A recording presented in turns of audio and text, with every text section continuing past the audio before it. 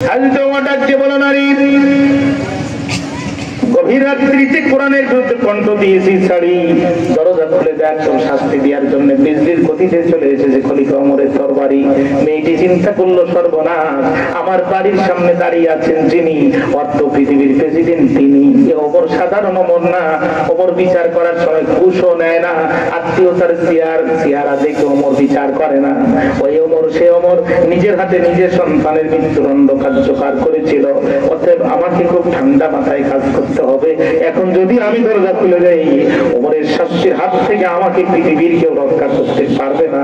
মেয়েটি চিন্তা করলো, না না না না না, এই মুহূর্তে দরজা খোলা যাবে না, আমাকে একটু বুদ্ধি খাটাতে হবে, ওমরের দুর্বল জায়গায় আমাকে একটু আঘাত দিতে হবে, তাহলে ওমর বারুদের মতো চলে উঠবে।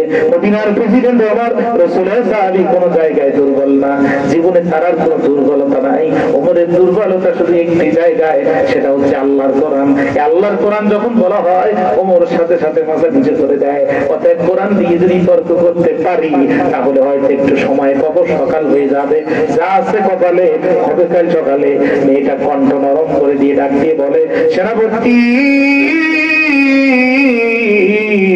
ও সেনাপতি, আপনি আমার রাষ্ট্রের সেনাপতি, আমি ছোট্ট একজন অধিপতি। সেনাপতি, গভীর রাত্রিতে আপনার কাছে আপত্তি, একটা প্রশ্ন করার দিবেন অনুমতি?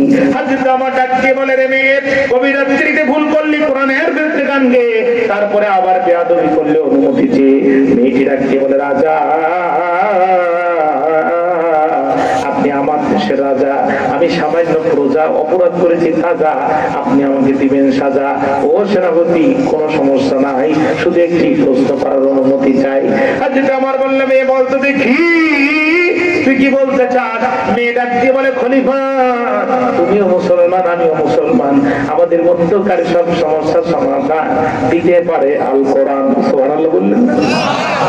মেয়ে বলছে, তুমিও মুসলমান, আমিও মুসলমান, আমাদের মধ্যকার সব সমস্যার সমাধান দিতে পারে আল কোরআন। ওমর কয়, তুই তো আমার চেয়েও বড় হুজুর, গান কেন গাই? মেয়ে বলে, সেনাপতি, তুমিও মুসলমান, আমিও মুসলমান, আমাদের মধ্যকার সব সমস্যার সমাধান দিতে পারে আল কোরআন। গভীর নিশীথে আমি গাইছি গান, তুমি আমাকে করেছো বাদদান, এখন বলো কোন আয়াতে কোরআন গাইতে নিষেধ করেছে গান? দুই কন্যা সুবহানাল্লাহ। গান গাইতে বাধা দিয়েছো, please give me the reference, evidence, হুজ্জা from the holy Quran. Quran থেকে আমাকে দলিল দাও। কোরআনের দলিল দিতে পারবা না, খবরদার একটা কথা বলবা না। হযরত ওমর ডাক দিয়ে বলছে, কেন রিসাইট হোলি কোরআন? ওমর তুই কি, ওমর রাদিয়াল্লাহু আনহু বললেন, মেয়ে তুই কি কোরআন পড়তে পারিস? মেয়ে বলছে, it is not answer of my question, এটা আমার প্রশ্নের জবাব নয়, আমি যা বলেছি তাই বলো, তুমি কোরআন থেকে দলিল দাও। হযরত ওমর বললেন, মেয়ের সূরার নাম সূরাতুল লুকমান, সূরার নাম সূরা লুকমান, আয়াত নাম্বার 6, সূরা লুকমানের 6 নম্বর আয়াতে আল্লাহ রাব্বুল আলামিন বলেন, ওয়া মিনান নাসি মান ইয়াশতারি লাহুল হাদিসি লিয়ুদিল্লা আন সাবিলিল্লাহ। আল্লাহ রাব্বুল বললেন না, আল্লাহ কয়, নবী, মানুষের মধ্যে এমন কিছু মানুষ আছে যারা অশ্লীল অবান্তর ভাষাগুলো এক জায়গায় করে দেয়, গান হিসেবে সাপ্লাই করে দেয়। আছে না জাতীয়টা? সে যে কেন এলো না? হ্যাঁ, কিছু না না বন্ধু, 3 তোর বাড়তে গেলাম, দেখা পাইলাম না, ও যে কেন গেল আজও পর্যন্ত বিষয়টা জানা গেল না। এই জাতের গান সমাজে আছে না? নাই? সব সখীরও পার করিব, নেবো আনায় আনা, তোমার বেলায় নেবো সখী তোমার গানের শোনা। এখন একবার পার করে যদি গানের শোনা নেয়, আর 2-3 বার পার হওয়ার পরে কি নেবে আল্লাহ পানি ভালো জানে। অশ্লীল অবান্তর গানগুলো এক জায়গায় করে সমাজে ছড়ায় দেয়। ওদের উদ্দেশ্য কি? আল্লাহ বলছেন, ইউদিল্লা আন সাবিলিল্লাহ। ওরা ইসলামের পথে এই সহজ সরল মানুষগুলোকে আল্লাহ দিন থেকে পথভ্রষ্ট করতে চায়। কথা বলেন না কেন পারেন ভাই? আল্লাহ এরপরে বলছে, এই গানের সুরকার, গীতিকার, কণ্ঠ ভেসে আসবে যার, এই গানের শ্রোতা এবং এই গানের শিল্পী যারাই হোক না কেন, উলাইকা লাহুম আযাবুম মুহিন, এদের জন্য আল্লাহ তাআলা কঠিন পীড়াদায়ক শাস্তি মজবুত করে রেখেছে। দলিল দিয়ে দিলেন হযরত ওমর। মুসলমানের সামনে যখন কোরআন থেকে দলিল আসে, মুসলমান তখন শুধু এই কথাই বলবে, আমি শুনলাম আর মানলাম, আমি রসুল্লাহ মানলাম, মেয়ের মাথা নিচু হয়ে গেল, যেহেতু কোরআন থেকে দলিল দিয়েছে আর কোনো কথা বলার নয়, দলিল দিয়ে আমার বলছে মেয়েরে ওপেন ইওর ডোর, তোর দরজা খোল। মেয়ে ডাক দিয়ে বলে সেনাপতি, সেনাপতি আরেকটি প্রশ্ন করার অনুমতি। ওমর বলে মেয়েরে আমি প্রথমে বুঝতে পেরেছি তুই ঝামেলা মার্কা মানুষ, বেশি ঝামেলা যদি করিস আমি প্রশাসন আনবো, পুলিশ এনে প্রয়োজনে হাত করে কাটবো, এরপরে তোকে গ্রেফতার করে নিয়ে যাব। মেয়েদের সাবধান, ঝামেলা করিস না, দরজা খোল। মেয়ে বলে খলিফা আরেকটি প্রশ্ন করার অনুমতি চাই। ওমর বলে বলতে দেখি কি বলতে চাস। মেয়ে ডাক দিয়ে বলে সেনাপতি আমি অপরাধ করেছি কয়টা? ওমর বলে অপরাধ করেছি একটা। আমার এখন কি হবে? আমার পিঠের আঘাত তো পিঠের পরে পড়বে। কারণ কি? তুই কোরআনের একটা আইন লঙ্ঘন করেছিস। মেয়েরা কি বলে খলিফা একটি আইন লঙ্ঘন করার কারণে তোমার পিঠের আঘাত যদি আমার পিঠের পরে পড়ে, আমি একটি নারী রয়েছে একটা বাড়ি, বিনা অনুমতিতে আমার বাড়িতে প্রবেশ করি, আল্লাহর কোরআনের 3টি টাইম দিয়ে তুমি দিয়েছো ছাড়ি। ও মদিনা সেনাপতি, কোরআনের একটি আইন লঙ্ঘন করার কারণে গভীর রাত্রিতে আমার বাড়িতে প্রবেশ করে কোরআনের 3টা আইন তুমি লঙ্ঘন করেছো।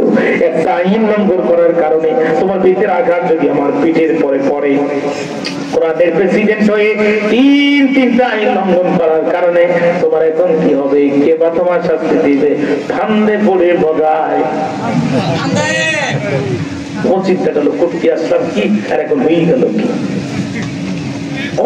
প্রচন্ড খেপে গেলে তুই আমার জিনিস আমি কে? মেয়ে বলছে কেন চিনবো না, তুমি রসুলের সাহাবী আর আমাদের প্রধানমন্ত্রী। মানে এমন কায়দায় বলছে ওমর তার কাছে কোনো ব্যাপারই না। না রে মেয়ে, আমার আরো একটা পরিচয় আছে। আমি যখন নিজ কানে শুনেছি আমার বোন আর ভগ্নী পুতিরা কালেমা পড়ে মুসলমান হয়ে গেছে, আমি নিজের হাতে তাদেরকে পিটাতে পিটাতে যখন ক্লান্ত আর পরিশ্রান্ত হয়ে গেলাম, তরবারি নিয়ে ছুটলাম, আল্লাহ রসুলের রক্তটা মাথা থেকে আলাদা করে দিব।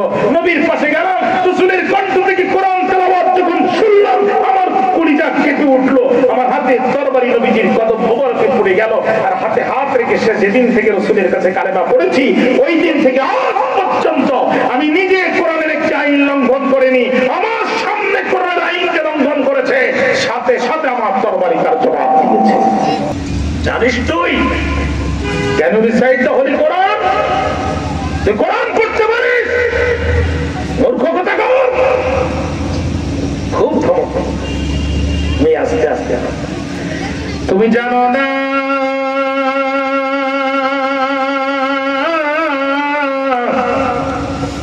জানো না গো খলিফা,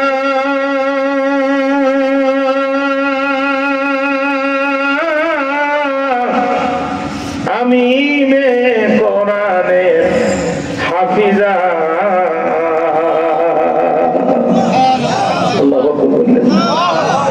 বেশি গরম হয়েও না, রাগান্বিত হয়েও না, আমাকে মূর্খ ভাবিও না রে ওমর। আমি যেন তেন মানুষ না। তুমি যে কোরআনের প্রেসিডেন্ট, ওই কোরআনের 30টা পারা আল্লাহ রাব্বুল আলামিন মেমোরি কার্ডের মতো আমার কলিজার মধ্যে সেভ করে দিয়েছে। আমি কোরআন থেকে তোমার প্রতিটি অপরাধের দলিল পেশ করব।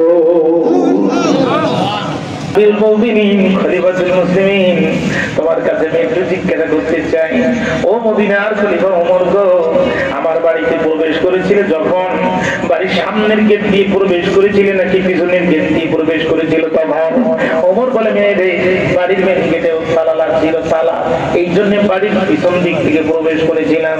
মেয়ে ডাক দিয়ে বলে খলিফা তুমি তো কোরআনের প্রেসিডেন্ট, কিন্তু সূরার নাম সূরা হুজরাত আয়াত নাম্বার 4, সূরা হুজরাতের 4 নম্বর আয়াত থেকে তুমি কি পড়ো নাই? আল্লাহ রাব্বুল আলামিন বলছেন ইন্নাল্লাযীনা ইউনাদুনাকা মিন ওয়ারাইল হুজুরাত উলাইকা আকসারুহুম লা ইয়াকিলুন।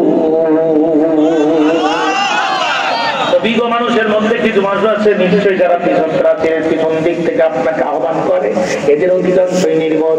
খলিফা ওমর গো, তুমি যে আমার বাড়ির পিছন দিক থেকে প্রবেশ করেছো, আমি নয়, আল্লাহর কোরআন বলতে ইটস ইওর ফার্স্ট ক্রাইম, এটাই তোমার প্রথম অপরাধ। আর যদি আমার মুসলিমকে হাসে দেখি কত দূর যেতে পারে, দলিল তো আমার কাছেও আছে। সুবহানাল্লাহ বললেন না? আচ্ছা, তোমার মেয়ে বলে, মেয়ের 2 নম্বর অপরাধ কি? মেয়ের বলে সূরার নাম সূরাতুন নূর, আয়াত নম্বর 27।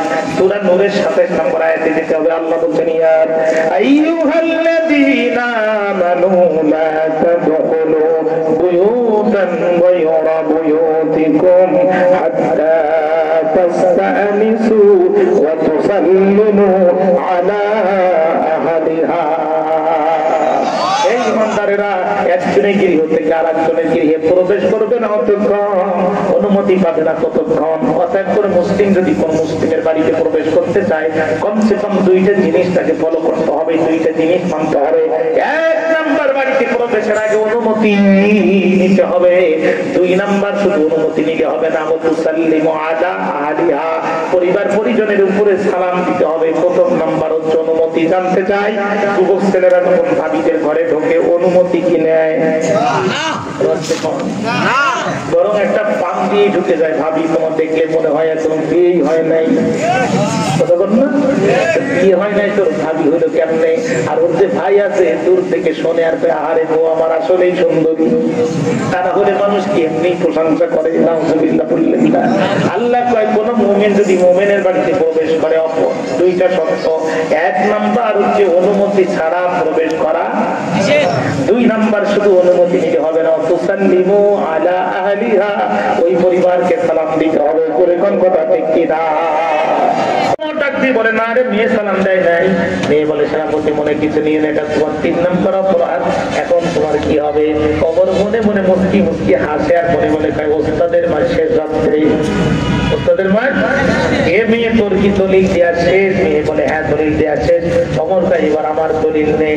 পিছন দিক থেকে উঠে সালাম না দিয়ে, এরপরে অনুমতি না নিয়ে আসার মতো ক্ষমতা পৃথিবীর সবার হয় না, তবে যারা রাষ্ট্রীয় ক্ষমতায় থাকে আল্লাহ তাআলা এই পাওয়ার তাদেরকে দিয়েছে। সুবহানাল্লাহ। কোন তার দলিল নেই? সূরার নাম সূরাতুল হজ, আয়াত নম্বর 41। আল্লাহ রাব্বুল আলামিন বলেন, আল্লাযীনা ইম্মাক্কান্নাহুম ফিল আরদি আকামুস সালাহ। জোরে কোন আল্লাহু আকবার। আল্লাহ কয়, যারা মুসলিম রাষ্ট্রের রাষ্ট্রপতি হবে, মুসলমানদের গণভোটে যারা নির্বাচিত হবে, এক কথায় মুসলমানদের সরকার হবে, যারা 4টা প্রধান দায়িত্ব পালন করবে, তারা একটু জোরে বলেন কয়টা? নম্বরে আকামুস সালাহ, রাষ্ট্রীয়ভাবে প্রথম পার্লামেন্টের প্রথম অধিবেশনে তারা সরকারিভাবে নামাজের বিধান দেয়। কথা বলেন না কেন?